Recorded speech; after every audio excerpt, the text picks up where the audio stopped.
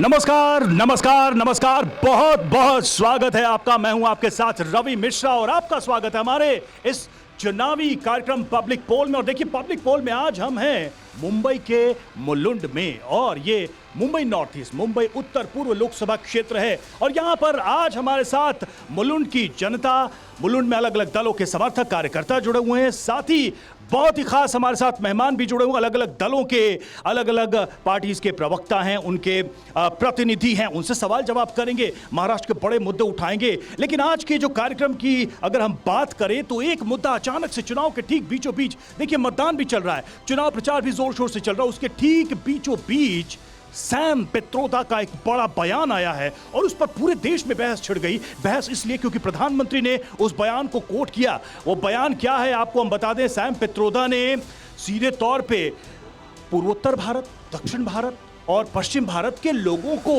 रंग के आधार पर बांटने की कोशिश की है, ये आरोप है बीजेपी का। और खुद प्रधानमंत्री ने यह बात कही है कि स्किन का कलर देखकर, चमड़ी का रंग देखकर क्या भारत के लोगों को ऐसे डिनोट किया जाना चाहिए। सैम पित्रोदा कौन है आप जानते हो, ओवरसीज भारत, ओवरसीज कांग्रेस के अध्यक्ष हैं। तो शुरुआत इसी सवाल के साथ करेंगे और साथ ही महाराष्ट्र और मुंबई के अलग अलग मुद्दों पर भी हम बातचीत करेंगे। सबसे पहले हमारे साथ जो मेहमान हैं उनका हम परिचय करा दें। देखिए, हमारे साथ अगर हम बात करें तो बीजेपी से हमारे साथ देखिए राम कदम इस वक्त जुड़े हुए हैं, बीजेपी का जाना माना चेहरा हमारे बीच इस वक्त मौजूद हैं। और साथ ही हमारे साथ भारत सोनी जो कि कांग्रेस से हैं, जो भारत सोनी हमारे साथ जुड़े हुए हैं, स्वागत है आपका भी। और एनसीपी से हमारे साथ गुरजोत सिंह जुड़े हुए हैं, उनका भी बहुत बहुत स्वागत है। और इसी के साथ देखिए यूबीटी यानी शिवसेना उद्धव गुट से हमारे साथ वेंकटेश अय्यर और अभिजीत चौहान हमारे साथ जुड़े हुए हैं, आपका बहुत बहुत स्वागत। चर्चा की शुरुआत करते हैं। राम कदम जी, पहला सवाल तो यही, सैम पित्रोदा, जैसा कि हमने सुना अभी प्रधानमंत्री ने उसको इंडिकेट किया,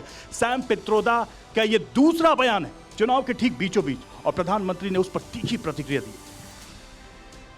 यदि हम इसे गहराई से इस सारे मुद्दे को अगर देखें तो कांग्रेस को पूर्णतः एक विशेष समाज का और धर्म का समर्थन करना है।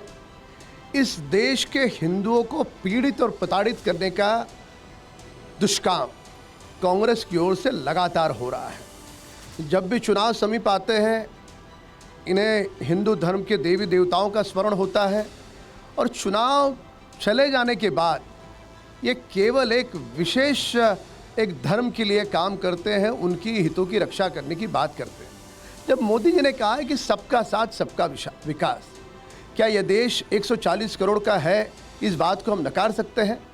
ये कैसे हो सकता है कि एक ही वर्ग का, एक ही किसी धर्म का कल्याण हो, बाकी के लोग ऐसे के ऐसे बैठे रहे? और ये विचारधारा कांग्रेस की विचारधारा है। अगर सैम पित्रोदा किसके गुरु है, इसके मूल में अगर जाओगे तो वो सुई इनकी ओर जाती है, कांग्रेस की ओर जाती है। और कांग्रेस के साथ उबाटा खड़ी है, कांग्रेस के साथ अन्य लोग खड़े हैं। ये जो सारे लोग खड़े हैं, या तो उद्धव ठाकरे को अपने पुत्र आदित्य का कल्याण करना है, या शरद पवार को अपनी कन्या सुप्रिया का कल्याण करना है। मोदी जी को किसका कल्याण करना? मोदी जी के लिए पूरा परिवार, इस देश के 140 करोड़ लोग हैं और उन्हीं का कल्याण, ये मोदी जी की मंशा है। प्रतिक्रिया लेते, आप ही की तरफ इशारा था, क्या जरूरत है सैम पित्रोदा को इस सब कहने की?